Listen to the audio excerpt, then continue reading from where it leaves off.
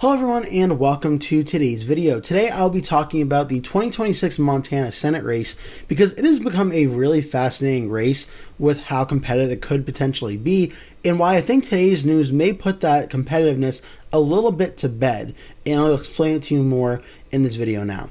So I'm recording this video on Monday, June 15th, and we literally just 5 minutes ago had some very important breaking news out of this race. The Democratic candidate Alani Bankhead, who won the Democratic primary, said that she's officially staying in the race for Senate despite prior speculation that she may ultimately drop out of the race. This is first I saw from nonstop local news from MontanaRightNow.com. And she made the statement at the University of Montana on Monday that she would not be dropping out of the race. Now, Bankhead did release a vague press release over the weekend saying that she had a very important announcement to make, which obviously led to speculation that she may be dropping out. Saying, quote, "I'm never dropping out, ever, ever, ever. It will be a cold day in hell. I don't know how much clearer I say that. It's never going to happen. We're in this to win it." She also used it as an opportunity to campaign against the independent candidate, Seth Bodnar, saying Bankhead received a large infusion of cash in the primary from PACs, which he also addressed. PAC money is out of control. Bankhead said almost $4 million was spent in her favor. Bankhead said she will continue to rail against PAC money, but added it allowed her the opportunity to get name ID, and added that the cash would not have helped another Democrat in the race as her story was more compelling. So that was the news out of this race. Now, let's talk about this race overall, because it's a very interesting race and not in the real typical way. This is a Senate seat currently held by the Republican U.S. Senator Steve Daines. Now, Steve Daines may be a name you're familiar with, but he's a Republican who I believe first got elected in the 2014 midterm elections. And he defeated the Democratic candidate Curtis by 17.7% of the vote. Go by a few years here, and Steve Daines ends up winning by about 10 points in his re-election against Steve Bullock. Now, if that name sounds familiar to you, Steve Bullock was the former governor, Democratic governor of the state of Montana, and this was a classic case of a current or former governor of the state running for Senate against the incumbent. Now, we've seen it work out to differing degrees. For instance, we're seeing it in North Carolina with Roy Cooper now running for U.S. Senate in 2026. North Carolina is a very competitive swing state and one that it looks like Cooper has a very strong chance of winning. Montana is a state that's typically a very Republican state. It votes for Donald Trump routinely over 15 points. In 2016, 2020, and 2024, Steve Daines, despite the race being more competitive, was able to win it by about 10 points. A race that I think you can really compare it to would be like Maryland, for instance, where former Republican Governor Larry Hogan ran against Democrat Angela Alsobrooks. Now, the race was more competitive than usual. Instead of being like a 30-point Democratic win, Alsobrooks only defeated Hogan by 11.8, but it was still a very sizable Democratic win regardless. And that's what Montana ended up shaping up to be. Though Montana has shown some competitiveness in the past, with Tim Sheehy defeating then-incumbent Senator Jon Tester by 7.1% just in 2024 in the most recent election. So Montana showing the right candidates, and now it was a Democratic incumbent that did lose by 7 points, but Montana shows it can still have very competitive races. And Democrats are hoping to make this race competitive. Now, Republican KURT Alme is the Republican nominee in this race. The best way you can describe it is Steve Daines essentially did a political bait and switch, where with like 5 minutes to go before the filing deadline, he officially announced he was not running for re-election, and KURT Alme, his handpicked successor, put his paperwork in at the exact same moment, essentially stopping any other Republicans from jumping in, but also depriving any Democrats like potentially Jon Tester or Steve Bullock from jumping in as well. Now, Democrat Alani Bankhead won the Democratic primary last week. She is the Democratic candidate, and as the news in today's video says, she is in this race to stay. But that's not really what makes this race talked about a lot. What makes it talked about is Seth Bodnar, the independent candidate. If you're unfamiliar with him, Seth Bodnar was the former president of the University of Montana from 2018 to 2026. He is now running in this race, and he has a good amount of endorsements in this race from some popular names in Montana you may know. One being then Democratic U.S. Senator Jon Tester, who just lost by 7 points in 2024, a year where President Trump, I do believe at the top of the ticket, won the state of Montana by about 20 points, and he lost his race by 7. So having Tester's support for a independent or a Democrat in Montana is obviously a very big get in the typically Republican state. You also see the former Republican governor in Mark Racicot endorsed Bodnar as well. And then Andrew Yang, the former Democratic presidential candidate from 2020, also endorsed Bodnar. Now, KURT ALME, being the Republican candidate and the handpicked successor of Steve Daines, has the full support of the National Republicans, including President Donald Trump, both U.S. Senators Steve Daines and Tim Sheehy of Montana, and the current governor, Greg Gianforte. So his Republican side is locked up. But now we come to the general election. This is where things get interesting. The ratings here are a little bit all over the place for prediction sites. Inside Elections and Race to the White House have it listed as a likely ranking. Real Clear Politics and The Economist have it lean Republican. Sabdo's Crystal Ball has it likely Republican. Cook Political Report has it solid Republican. And you may be wondering, okay, well, why is that? Well, the polling in this race has been pretty sparse. But there was one poll that gave a lot of people pause in the conversation of, could we potentially see this race flip? And that came from the Tavern Research, which is a Democratic pollster, that showed of about 607 likely voters, Alme and Seth Bodnar in a head-to-head matchup were tied with an even margin. Now, on the pollsmax.com polling average, KURT ALME leads 52% to 48% over Seth Bodnar in a head-to-head race. A 4-point Republican win would put this race as a lean Republican state, which also, using my criteria, which any state I have as a 5% margin of victory or under, I have in the toss-up category. So technically, based on this polling average, Montana would be a toss-up state.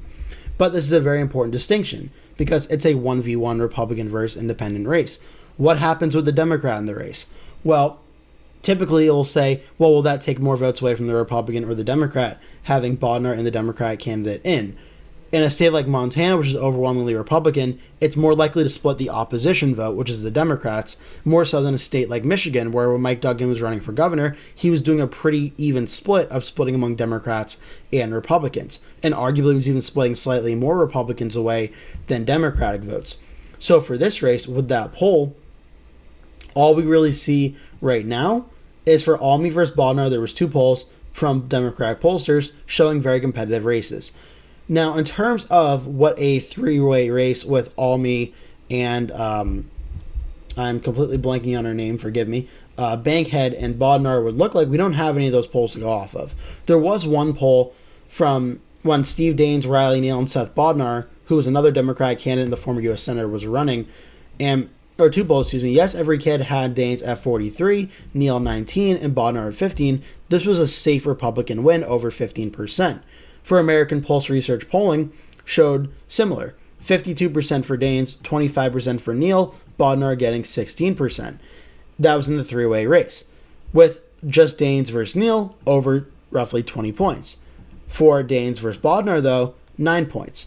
So even against the former Republican incumbent, and now without the incumbent in the race, you can even argue it'd be even closer. It's looking more and more likely that it will be a race that in a head-to-head matchup could potentially get competitive. Tavern Research did also test this with Alme, Riley Neal, and Seth Bodnar. Alme got 46%, Neal got 24%, Bodnar got 26%. With the vote being split here, Alme ultimately leads by 20 points over Seth Bodnar and Riley and KURT ALME. When you combine the vote of Alme versus Neal, 58 to 42, 16-point win for the Republican Alme. But again, Alme versus Bodnar, 50-50 tied race in that Democratic poll.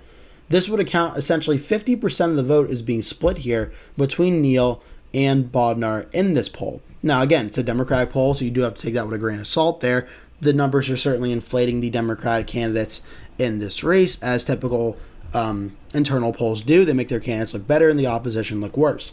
Still, Alme at 46%, and Montana is certainly a Republican taking a very big hit in that poll there. But that's very significant, though, because that would mean the Democrat and the Independent are essentially splitting the vote. And it's very clear where things currently stand in this race, at least for the former U.S. Senator in John Tester, who put his support not behind the Democrat, but behind Seth Bodnar, as he views this state, Montana, a lot similar to states like Nebraska with Dan Osborne, or even before he announced as a Democrat, Adam Hamilton in Kansas, which is, you know, a Democrat is not likely going to win the Senate race in Montana. It's too Republican of a state, just like a Democrat will not win a U.S. Senate race in Nebraska. But if you run them as an independent without that D next to their name, well, then the stigma of running a Democrat in a red state becomes a lot easier to potentially win. We even saw this back in 2014, and I believe in the governor's race in 2018 in Kansas with Greg Orman. He is someone that came very close, I do believe, to defeating the Republican incumbent U.S. Senator. I do believe it was the 2014 election in the state of Kansas here. Pat Roberts only won by 10.6% against Greg Orman in their 2014 Republican midterm wave year, with some polling in the final days even showing Orman potentially winning this race. So running independents in states that are typically more Republican to get all the Democratic vote, even get some of the Republican vote as well, is not really a new strategy, but it's one that seems very prevalent for 2026.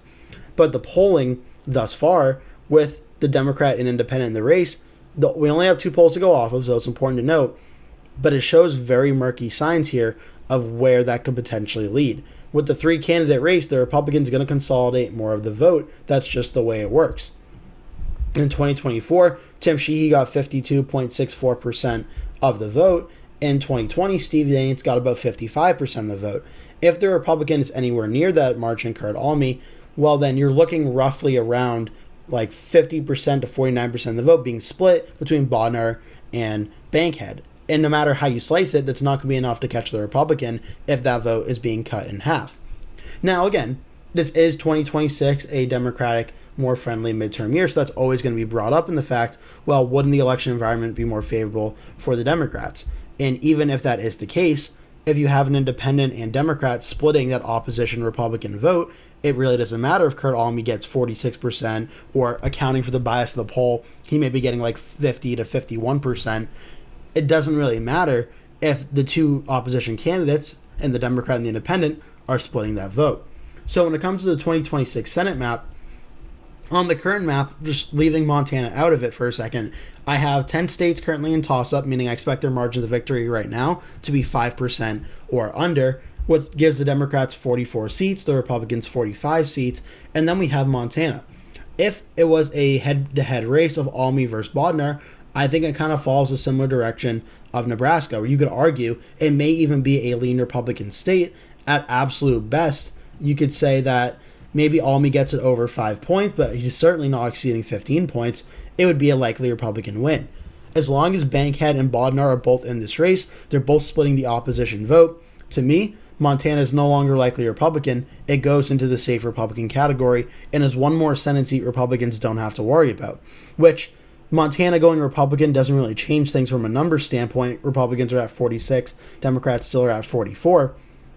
But you have to look at it in the grand scheme of the midterms here, because Republicans are defending more seats in this midterm than Democrats are, including some Republican states like Kansas, Mississippi, South Carolina, and Florida that I heavily expect Republicans will win, but they may win them by a little bit under 15%. So the Republicans may have to allocate a little bit more resources than usual in these states where they otherwise really wouldn't.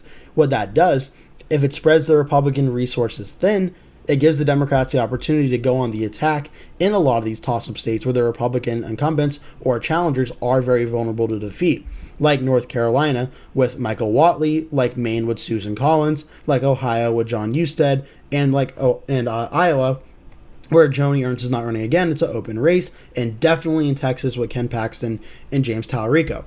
Montana being in that uncalled category, or even in the toss-up category, changes the map a little bit for the Democrats. Again, when we're talking about this race, even if it was a heavy-head of Alme versus Bodnar, you would see, I'm sure, the political markets would react very strongly to that.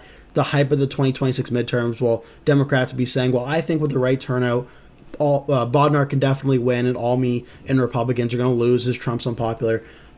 Again, I think a statement like that may do well in Maine or North Carolina, and even arguably in places like Iowa or Ohio, which voted for Trump by like 11 to 13 points over the last 2 elections.